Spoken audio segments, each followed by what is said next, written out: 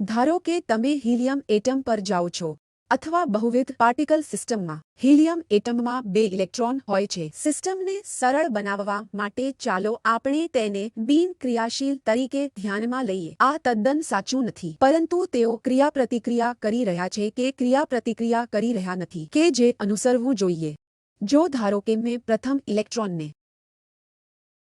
Quantum સંખ્યાઓના સમૂહમાં મૂક્યો, તો ચાલો આપણે પ્રથમ ઇલેક્ટ્રોનને ગ્રાઉન્ડ સ્ટેટમાં મૂકીએ, જે n = a, l = 0 અને s અથવા ms +½ છે. ધારો કે તમે પહેલો ઇલેક્ટ્રોન મૂકો છો, તો શું તમે બીજા ઇલેક્ટ્રોનને ત્યાં મૂકી શકો છો, પછી ભલે તે ક્રિયાપ્રતિક્રિયા કરતું હોય કે ન હોય? આ પણ એક પ્રાયોગિક ડેટા છે, જે પાઉલીસ એક્સક્લુઝન પ્રિન્સિપલ છે. સારું, બીજી ઇલેક્ટ્રોન સ્થિતિ એવી હોવી જોઈએ કે બંને ઇલેક્ટ્રોન તમામ ક્વોન્ટમ સંખ્યાઓના સમૂહમાં હોવા જોઈએ નહીં. તેથી તમે એ જોઈ શકો છો કે સામેલ ક્રિયાપ્રતિક્રિયા પાઉલીસ એક્સક્લુઝન પ્રિન્સિપલનું ઉલ્લંઘન કરી શકતી નથી. તેનું પાલન કરવું જોઈએ. તેથી કોઈપણ 2 ઇલેક્ટ્રોન ક્વોન્ટમ નંબરોના સમાન સમૂહને શેર કરી શકતા નથી. તો આ આપણને શું કહે છે કે ઇલેક્ટ્રોન ક્રિયાપ્રતિક્રિયા કરી રહ્યા છે કે નહીં? પાઉલીસ એક્સક્લુઝન પ્રિન્સિપલને અનુસરવાનું રહેશે. તમે 2 ઇલેક્ટ્રોન કે જેઓ પરસ્પર ઇન્ટરેક્શન ન કરતા હોય તેવા 2 ઇલેક્ટ્રોન માટે પાઉલીસ એક્સક્લુઝન પ્રિન્સિપલને કેવી રીતે સમાવિષ્ટ કરો છો કે જેઓ પરસ્પર ઇન્ટરેક્શન ન કરતા હોય તેવા 2 ઇલેક્ટ્રોનને ખૂબ દૂરના સ્થાને ખસેડો છો. તમે તેને લગભગ બિનક્રિયાશીલ કરી શકો છો, જાણે કે તે એક ડેલુટ સિસ્ટમ છે. ડેલુટ સિસ્ટમ શું છે? વિવિધ એટમ અત્યાર સુધી અલગ છે. તમે ધારી શકો છો જાણે કોઈ ઇન્ટરેક્શન ન હોય. જ્યારે તેઓ ધ્યાન કેન્દ્રિત કરવાનું શરૂ કરે છે, ત્યારે તમે ઇલેક્ટ્રોનની પ્રતિકૂળ ઇન્ટરેક્શન વચ્ચે એક કરતાં વધુ આર ઇન્ટરેક્શન જોવાનું શરૂ કરો છો. ઠીક છે, તો પણ તમે કેવી રીતે લખો છો? દૂરના સ્થાનમાં 2 ઇલેક્ટ્રોન આપ્યા હોય તો તમે વેવ ફંક્શન કેવી રીતે લખશો? તમે હેમિલ્ટોનિયન કેવી રીતે લખશો? પ્રથમ ઇલેક્ટ્રોન માટે હેમિલ્ટોનિયન હશે, બીજા ઇલેક્ટ્રોન માટે હેમિલ્ટોનિયન હશે. જો આ બંને વચ્ચે કોઈ ઇન્ટરેક્શન ન હોય તો તમે H1 લખી શકો છો અને તમે પ્રથમ ઇલેક્ટ્રોન માટે psi1 વેવ ફંક્શન, બીજા ઇલેક્ટ્રોન માટે psi2 વેવ ફંક્શન લખી શકો છો. તેઓ એકબીજા સાથે ઇન્ટરેક્શન કરતા નથી, જેનો અર્થ છે H1 દ્વારા આપવામાં આવેલ સિસ્ટમનું કુલ વેવ ફંક્શન psi1 × psi2 છે. પરંતુ તમારે પાઉલીસ એક્સક્લુઝન પ્રિન્સિપલને પણ અનુસરવું પડશે. તમે તે કેવી રીતે કરશો? આ તે છે જ્યાં તમારે ઔપચારિક વર્ગીકરણ જાણવાની જરૂર છે, જે મને ખાતરી છે કે તમે તમારા પ્રથમ વર્ષના અભ્યાસક્રમમાં અભ્યાસ કર્યો હોવો જોઈએ. શા માટે તે ક્લાસિકલ ફિઝિક્સથી અલગ છે? ધારો કે હું 2 ઇલેક્ટ્રોન લઉં, તો હું તેમને ક્લાસિકલ ફિઝિક્સમાં વાસ્તવમાં અલગ કરી શકું. તેનું કારણ શું છે કે તેની સાથે કોઈ વેવ નથી. તે ક્લાસિકલ ફિઝિક્સમાં પોઇન્ટ પાર્ટિકલ છે. માત્ર જ્યારે 2 ઇલેક્ટ્રોન એક વેવ ધરાવે છે, ત્યારે તેઓ ઓવરલેપ થવાનું શરૂ કરી શકે છે. પછી તમે કહી શકતા નથી કે તે ઓવરલેપિંગ ક્ષેત્ર છે કે કેમ, અને આ ભાગ ઇલેક્ટ્રોન છે અને બીજો ભાગ અનઇલેક્ટ્રોન છે. તેથી અસ્પષ્ટ ખ્યાલ માત્ર ક્વોન્ટમ ફિઝિક્સમાં જ આવવાનું શરૂ થશે. ક્લાસિકલી તમે તે ઇલેક્ટ્રોન પર નજર રાખી શકો છો. ઠીક છે, તેથી તે અલગ છે. જો તેમની પાસે સમાન ક્લાસિકલ ફિઝિક્સ હોય તો પણ તેઓ અલગ હશે. પરંતુ ક્વોન્ટમ, કારણ કે તમે તે પાર્ટિકલને વેવ સ્વરૂપ આપો છો, વેવ ઓવરલેપ ક્ષેત્રમાં ઓવરલેપ થઈ શકે છે. તે અસ્પષ્ટ બની જાય છે. તમે જાણતા નથી કે તમારા ઇલેક્ટ્રોન શું છે જેનો તમે ટ્રેક રાખ્યું છે. તેથી તે અસ્પષ્ટ બને છે. અને પ્રયોગોમાં જોવા મળતા પાર્ટિકલની શ્રેણીઓ પણ છે. તેથી સ્ટર્ન ગેરરચના સંદર્ભમાં ત્યાં 2 વિભાગો હતા, જે I રાઇટ s=½ ને કારણે હતા. પરંતુ એવા અન્ય પાર્ટિકલ પણ છે જેમાં ઉચ્ચ સ્પિન પણ હોય છે. તેથી 2 શ્રેણીઓમાંથી એક બોઝોન છે, જ્યાં સ્પિન તે એક આંતરિક સ્પેસ છે. તે તમારી ઓર્બિટલ કોણીય વેગ નથી, તે નવા ક્વોન્ટમ નંબર છે. દરેક વ્યક્તિએ ગોળ પાર્ટિકલ વિશેના આ મહાન સમાચાર વિશે સાંભળ્યું હતું, બરાબર? ગોળ પાર્ટિકલ ઓછામાં ઓછા s=0 સાથે સંબંધિત છે. તે સંકેત છે કે તે આપણી પાસે ગોળ પાર્ટિકલ છે અને પછી s ઇક્વલ 0 પણ વધુ કે ઓછા 0 છે. ઠીક છે, તેથી તેઓ બોસોન છે. બોસોનમાં ઇન્ટીજર સ્પિન હોય છે. ફોટોન વિશે શું છે અને ફોટોન વિશે શું? કેટલા Y2માં સંભવિત ધ્રુવીકરણ છે? એક ફોટોન માસ વિહીન છે કે કેમ તે રેખાંશ વિશે શું છે? તેથી તમારી પાસે માત્ર ટ્રાન્સવર્સ પોલરાઇઝેશન છે તેમાંના બે. જો તમે તેને વિશાળ બનાવો છો તો તમારી પાસે રેખાંશ પોલરાઇઝેશન પણ થઈ શકે છે. તો એક વિશાળ પદાર્થ માટે 3 હશે અને તે 3 તમારા માટે કેવી રીતે સમાન હશે? જો ત્યાં s ઇક્વલ 3 સ્ટેટ હોય તો s 1 હોવું જોઈએ અને તેથી વધુ. તેથી આપણે પાર્ટિકલના પ્રયોગોમાં જોઈએ છીએ દરેક વસ્તુમાં કાં તો ઇન્ટીજર સ્પિન હશે અથવા અર્ધ ઇન્ટીજર સ્પિન હશે. તો તેઓએ સ્પિનને મધ્યસ્થતામાં કેવી રીતે જોયું જ્યાં ભ્રમણકક્ષાનો કોણીય વેગ 0 છે, છતાં જુઓ કે ત્યાં 3 સ્ટેટ છે. જો તેઓ 3 સ્ટેટનું અવલોકન કરે તો તેઓ કહેશે કે આ particle s equal to r ના નિયંત્રણમાં હોવો જોઈએ કારણ કે ઓર્બિટલ કોણીય વેગ L0 છે. આ હોવા છતાં તેઓ 3 સ્ટેટનું અવલોકન કરે છે. પછી તેઓ કહેશે કે પદાર્થ બોઝોન છે જેમાં s ઇક્વલ ટુ 1 છે. પાર્ટિકલ ફિઝિક્સના પ્રયોગોમાં આપણે જે અન્ય બોસોન જોઈએ છીએ તે એ છે કે આપણી પાસે નબળા ન્યુક્લિયર બળના ઇન્ટરેક્શન છે જ્યાં આપણે વેક્ટર બોસોન W+W-Z જોઈએ છીએ. મને ખાતરી છે કે તમે ડેટા તરીકે વાંચ્યું જ હશે. તેમની પાસે 3 સ્ટેટ છે જે એક બોસોનની જેમ ફરે છે. તેથી તેને વેક્ટર બોસોન કહેવામાં આવે છે. વેક્ટરનો અર્થ એ છે કે ત્યાં 3 ઘટકો છે કે આપણે ફર્મિયોન્સથી પરિચિત છીએ. તેમાંથી એક ફર્મિયોન પણ છે જે તમે હાઇડ્રોજન એટમ અને સ્ટર્ન ગેર્લચમાં જોયો છે. અનોમલ્સ એ s ઇક્વલ ટુ હાફ છે, પરંતુ તમારી પાસે અન્ય પ્રકારના ઉચ્ચ અર્ધ ઓડ ઇન્ટીજર પણ હોઈ શકે છે. દાખલા તરીકે સ્પિન 3/2 પાસે સ્પિન હાફ ઓડ ઇન્ટિગ્રલ છે જે તમે અહીં માગો છો. ઠીક છે, તો આ 2 વર્ગો છે. તેવી કોઈ રીત નથી કે બોસોન ફર્મિયોન બની શકે. બોસોન્સ પાસે એક અલગ પ્રોપર્ટી છે. તે પ્રોપર્ટી શું છે? પાઉલીસ એક્સક્લુઝન પ્રિન્સિપલનું પાલન કરવું જરૂરી નથી. તેથી જ તમારી પાસે આ પ્રખ્યાત બોઝ-આઇન્સ્ટાઇન કન્ડેન્સ્ડ સ્ટેટ છે. તમે ગ્રાઉન્ડ સ્ટેટમાં ગમે તેટલા બોસોન મૂકી શકો છો. જ્યારે હું તમને ગમે તેટલા ઇલેક્ટ્રોન આપું તો તમે દરેક વસ્તુને ગ્રાઉન્ડ સ્ટેટમાં રાખી શકતા નથી. પાઉલીસ એક્સક્લુઝન પ્રિન્સિપલ આને અટકાવે છે અને તમારે તેને સ્ટેક કરવું પડશે અને તમને ફર્મી એનર્જી મળશે ખરું. તેથી આ ઔપચારિક વર્ગીકરણ છે. જો તમારી પાસે ક્વોન્ટમ ફિઝિક્સમાં સમાન પાર્ટિકલની સિસ્ટમ હોય ત્યાં ઇન્ટિગ્રલ સ્પિન પાર્ટિકલ હોઈ શકે છે જે બોસોન છે અથવા અર્ધ ઓડ ઇન્ટિગ્રલ સ્પિન પાર્ટિકલ છે જે ફર્મિયોન છે. ઇલેક્ટ્રોન એ ફર્મિયોન છે અને બોસોન એ ફોટોન સહિત તમામ વેક્ટર પાર્ટિકલ છે જેને તમે ઇન્ટિગ્રલ પણ કહી શકો છો ખરું. આ વેવ ફંક્શનને આપણે કેવી રીતે લખીશું? તેથી મેં પહેલેથી જ કહ્યું છે કે સમમાન પાર્ટિકલ અલગ અલગ હોય છે કારણ કે આપણે 2 પાર્ટિકલ પર થોડો રંગ લગાવીને અથવા તેને ચિહ્નિત કરીને માર્ગનો ટ્રેક રાખી શકીએ છીએ. પરંતુ ક્વોન્ટમ ફિઝિક્સમાં તેમની પાસે વેવ ફંક્શન હશે અને તેઓ ઓવરલેપ થવાનું શરૂ કરશે. તેથી ત્યાં તેઓ અસ્પષ્ટ છે અને તમે તેમને ઇન્ટિગ્રલ સ્પિન અથવા અર્ધ ઓડ ઇન્ટિગ્રલ સ્પિન તરીકે વર્ગીકૃત કરી શકો છો. અને ઇન્ટિગ્રલ સ્પિનને બોસોન કહેવામાં આવે છે, અર્ધ ઓડ ઇન્ટિગ્રલ સ્પિનને ફર્મિયોન કહેવામાં આવે છે. હા, તેથી આ છે જ્યારે આપણી પાસે સંયુક્ત પદાર્થો હોય છે. આપણી પાસે ડેલ્ટા પ્લસ નામનો પાર્ટિકલ છે. ઠીક છે, ત્યાં એવા પાર્ટિકલ છે જે 3 ક્વાર્કથી બનેલા છે. પ્રોટોન પણ 3 ક્વાર્કથી બનેલા છે, પરંતુ તેઓ અર્ધ સ્પિન ધરાવે છે. પરંતુ એવા પાર્ટિકલ છે જ્યાં તમે 3 ક્વાર્કને જોડી શકો છો જે તમને 3/2 સ્પિન આપી શકે છે, જે delta plus particle omega particle છે અને તેવી રીતે. જો ધારો કે તમારી પાસે 5 ઇલેક્ટ્રોન છે અને તમે 5 ઇલેક્ટ્રોનની બાઉન્ડ સ્ટેટ બનાવો છો તો તે બાઉન્ડ સ્ટેટની કુલ સ્પિનની મહત્તમ વેલ્યુ 5/2 છે. તેના અમુક સબસેટ 5/2 સ્પિનની જેમ વર્તે છે, અમુક સબસેટ 3/2 સ્પિનની જેમ વર્તે છે. કેટલાક સબસેટ સ્પિન હાફની જેમ વર્તે છે. તેથી આ વસ્તુઓ અમુક પોઈન્ટ પર તેમાં પ્રવેશ કરશે.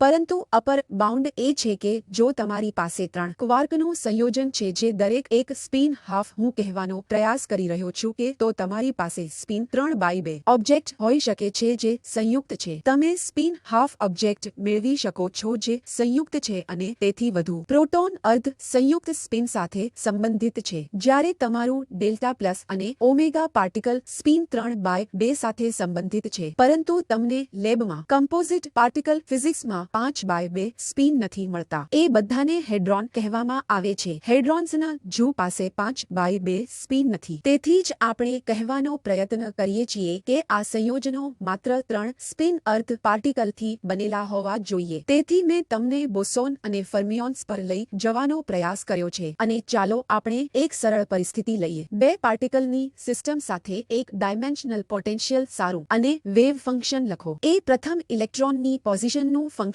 હોવું જોઈએ. બીજા ઇલેક્ટ્રોનની પોઝિશન તે એક ડાયમેન્શનમાં x1 અને x2 પણ છે. પરંતુ આ પ્રથમ ઇલેક્ટ્રોન માટે એક સબસ્ક્રિપ્ટ, બીજા ઇલેક્ટ્રોન માટે 2 સબસ્ક્રિપ્ટ. આ પ્રથમ ઇલેક્ટ્રોન માટે કાઇનેટિક એનર્જી છે, આ બીજા ઇલેક્ટ્રોન માટે કાઇનેટિક એનર્જી છે, અને તે તમારા ટાઈમ ઇન્ડિપેન્ડન્ટ શ્રોડિંગર ઇક્વેશનને સંતોષવું હોવું જોઈએ. તો સોલ્યુશન શું છે? તમે આ ઇક્વેશનના સોલ્યુશનને દરેક ઇલેક્ટ્રોનના સોલ્યુશનના પ્રોડક્ટ તરીકે લખી શકો છો. જો દરેક ઇલેક્ટ્રોન પરસ્પર ક્રિયાપ્રતિક્રિયા ન કરતા હોય તો તે શા માટે બિનક્રિયાશીલ છે? મેં વી મૂક્યો નથી. જે x1 અને x2 છે, શા માટે તે ક્રિયાપ્રતિક્રિયા કરતું નથી? તેથી આવા બિનક્રિયાપ્રતિક્રિયા કરતા ઇલેક્ટ્રોન માટે બોક્સમાંના પાર્ટિકલમાં માત્ર એક જ ક્વોન્ટમ નંબર હશે, જે પાર્ટિકલ 1 માટે n1 અને પાર્ટિકલ 2 માટે n2 છે, અને તે સમાન છે. તમે શું કરી શકો છો? તમે કોમ્પોઝિટ વેવ ફંક્શનને ક્વોન્ટમ સ્ટેટ n1 માં પાર્ટિકલ 1 નું પ્રોડક્ટ અને ક્વોન્ટમ સ્ટેટ n2 માં પાર્ટિકલ 2, અથવા તમે ક્વોન્ટમ સ્ટેટ n2 માં પાર્ટિકલ 1 પણ લખી શકો છો, કારણ કે તેઓ સમ છે. તમે અલગ કરી શકતા નથી કે તમે બીજું શું કરી શકો. બંને સમાન રીતે શક્ય છે.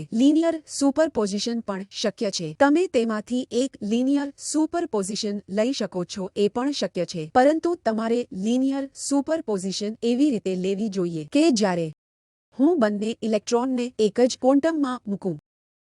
ધારો કે હું બંને ઇલેક્ટ્રોનને સમાન ગ્રાઉન્ડ સ્ટેટ અથવા સમાન પ્રથમ એક્સાઇટેડ સ્ટેટમાં મૂકું, તો તેનો અર્થ શું થાય કે n1 બરાબર n2 છે. પરંતુ પાઉલિસ એક્સક્લુઝન પ્રિન્સિપલ એ મંજૂરી આપતું નથી કે તમે કયું લિનિયર કોમ્બિનેશન લઈ શકો. તમારે એક લિનિયર કોમ્બિનેશન લેવું પડશે જેથી એકંદરે જ્યારે બંને n1 બરાબર n2 હોય ત્યારે તે 0 હોવું જોઈએ, જે આપણે અહીં જોઈએ છીએ. જો તમે n1 બરાબર n2 મૂકો તો સોલ્યુશન અસ્તિત્વમાં છે. જો તમે n1 બરાબર n2 મૂકો તો પણ સોલ્યુશન અસ્તિત્વમાં છે. તેથી પાઉલિસ એક્સક્લુઝન પ્રિન્સિપલ દ્વારા માન્ય નથી. જે માન્ય છે તમારા માટે તે લિનિયર કોમ્બિનેશન લેવાનું છે. જ્યારે હું n1 બરાબર n2 મૂકું છું ત્યારે વેવ ફંક્શન નાશ થઈ જાય છે. બસ આજ આવો કોઈ સોલ્યુશન શક્ય નથી, માત્ર નગણ્ય છે. તેથી પ્રોબેબિલિટી ડેન્સિટી સમાન નથી. જો તમે આ કેસ માટે કામ કરવાનો પ્રયાસ કરો છો અને તમે ઈચ્છો છો કે પાઉલિસ એક્સક્લુઝન પ્રિન્સિપલ સંતુષ્ટ થાય, જ્યારે તમે n1 બરાબર n અને n2 બરાબર n મૂકો છો તો વેવ ફંક્શન 0 હોવું જોઈએ. તો તમે તે બંને કેવી રીતે મેળવશો? તમે પ્લસ કે માઇનસ લખી શકો છો, જે સાચું છે. આ માઇનસ ચિહ્ન છે, જે ઇલેક્ટ્રોન માટે સાચું છે. ધારો કે હું ઇલેક્ટ્રોનને બોસોનથી બદલીશ. આપણે પ્લસનું ચિહ્ન મૂકીશું કારણ કે તે 0 ન હોવું જોઈએ. તમારી પાસે માઇનસનું ચિહ્ન ન હોવું જોઈએ. અને એ પણ નોંધ કરો કે પ્રોબેબિલિટી ડેન્સિટીમાં પ્લસ ચિહ્ન +1 અને -1 ખૂબ જ મહત્વપૂર્ણ છે. તેથી તમે જોઈ શકો છો કે પાર્ટિકલ સિસ્ટમ માટે ક્રિયાપ્રતિક્રિયા ન કરવા માટે પણ વેવ ફંક્શન માટે પ્લસ ચિહ્નને સિમેટ્રી તરીકે પણ અર્થઘટન કરી શકાય છે અને તે પાર્ટિકલ 1 અને પાર્ટિકલ 2 ને બદલી શકાય છે. માઇનસ ચિહ્નને એવી રીતે બદલી શકાય છે કે જો તમે પાર્ટિકલ 1 અને પાર્ટિકલ 2 ની આપલે કરો છો તો તમને નેગેટિવ ચિહ્ન મળે છે। આ તમારા ઓડ ફંક્શન અને ઇવન ફંક્શન જેવા છે જેનો તમે અભ્યાસ કરી રહ્યા છો જ્યાં તમે x-x2 લીધા છે। અહીં હું કહું છું કે પ્રથમ પાર્ટિકલ અને બીજા પાર્ટિકલ હેઠળ એક્સચેન્જ કરો વેવ ફંક્શન ઇલેક્ટ્રોન માટે એન્ટી સિમેટ્રિક અને બોસોન માટે સિમેટ્રિક છે। તેથી આ એક્સ્ટ્રાપોલેટ હશે જો તમારી પાસે તેને સંપૂર્ણપણે એન્ટી સિમેટ્રિક બનાવવા માટે 3 કણો હોય અને બોસોન્સ માટે તમે તેને સિમેટ્રિક બનાવી શકો છો ખરું। તેથી હું તમને માત્ર એક ફ્લેવર આપી રહ્યો છું કે તમે 2 ઇલેક્ટ્રોન સિસ્ટમ માટે વેવ ફંક્શનને માઇનસ ચિહ્ન સાથે ઓડ ફંક્શન તરીકે લખવાનો પ્રયાસ કરી શકો છો। તે માઇનસ ચિહ્ન બનવું જોઈએ। તેવી જ રીતે બોસોન માટે ઇવન ફંક્શન્સને મંજૂરી છે। તમે હાઇડ્રોજન એટમની સમસ્યા માટે શું કરશો? મેં તે બોક્સમાંના પાર્ટિકલ માટે કર્યું છે જેને તમે ઔપચારિક રીતે સ્ટેટ આલ્ફામાં fs ઇલેક્ટ્રોન કહી શકો છો। આલ્ફા એ એક કોમ્પેક્ટ નોટેશન છે જે તમને જણાવે છે કે તેની પાસે આલ્ફા n આલ્ફા મુખ્ય ક્વોન્ટમ નંબર છે। l આલ્ફા એ એઝિમુથલ ક્વોન્ટમ નંબર છે। m l alpha ms alpha s ને દબાવી શકાય છે કારણ કે ઇલેક્ટ્રોનને કારણે તમે જાણો છો કે s અર્ધ છે તમારે સ્પષ્ટપણે અડધો મૂકવાની જરૂર નથી। ઓકે એ જ રીતે બીજા સ્ટેટ માટે બીટા મૂકો। કુલ એન્ટી સિમેટ્રિક લખો જ્યાં આલ્ફા માટે લોંગ હેન્ડ નોટેશન 4 ક્વોન્ટમ નંબરો છે।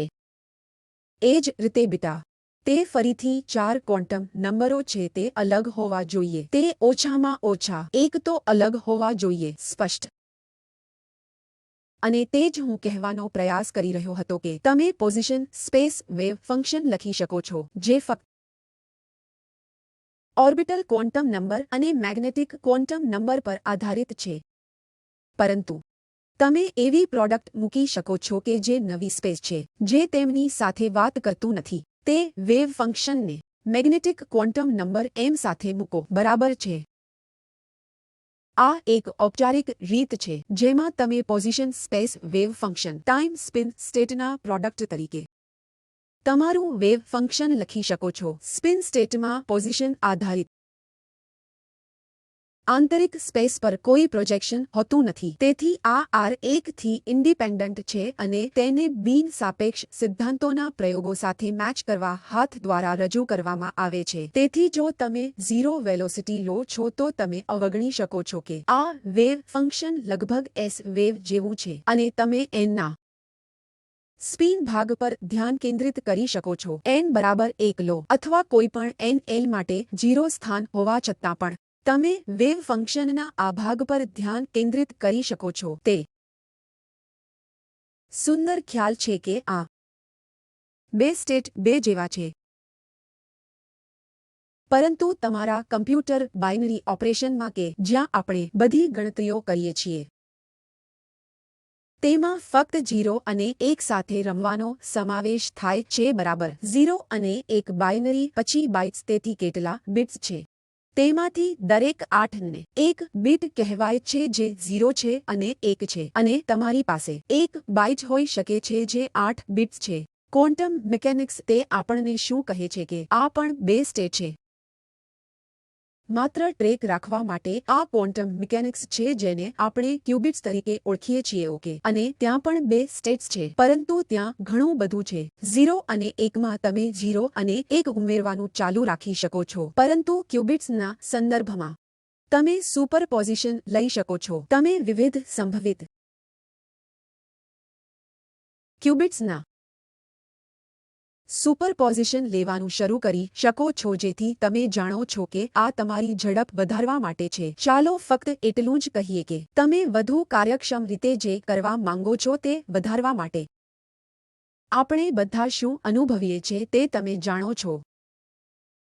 તેથી ફક્ત તમને જણાવવા માટે કે ક્યુબિટ્સ એ ક્લાસિકલ બિટ્સ કરતાં શક્તિશાળી સ્પિન અડધા ઇલેક્ટ્રોનના 2 સ્ટેટ છે કારણ કે ત્યાં તમે ફક્ત 0 અને 1 સાથે રમો છો પરંતુ અહીં તમારી પાસે ક્યુબિટ્સની સુપરપોઝિશન છે। સાહિત્યમાં અલ્ગોરિધમ પહેલેથી જ લખાયેલું છે તેથી તમારામાંથી કેટલાક જાણતા હશે। તેથી જ ક્વોન્ટમ અલ્ગોરિધમ્સ કહેવાય છે. તે ચોક્કસપણે કાર્યક્ષમ છે, ખાસ કરીને ફેક્ટરાઇઝેશનની સમસ્યા. પોલિનોમિયલ ટાઈમ અલ્ગોરિધમમાં ઉકેલી શકાય છે. તેથી આ ક્યુબિટ્સનો ઉપયોગ કરીને પ્રાપ્ત કરી શકાય છે. અને ગુરુત્વાકર્ષણ વેવને શોધવામાં ઘણી બધી સમસ્યાઓ છે જે તમે જાણો છો કે શા માટે આપણે આટલા લાંબા સમય સુધી તેને શોધી શક્યા નથી. ત્યાં પૃષ્ઠભૂમિમાં આટલો બધો અવાજ કેમ છે અને તે આટલી અશક્ત બાબત છે. તેવી જ રીતે આ ક્વોન્ટમ કોમ્પ્યુટર નિર્માણ થિયરીમાં ઘણી સુસંગતતા હોવા છતાં ઘણી બધી બાબતોને ધ્યાનમાં લેવી પડશે.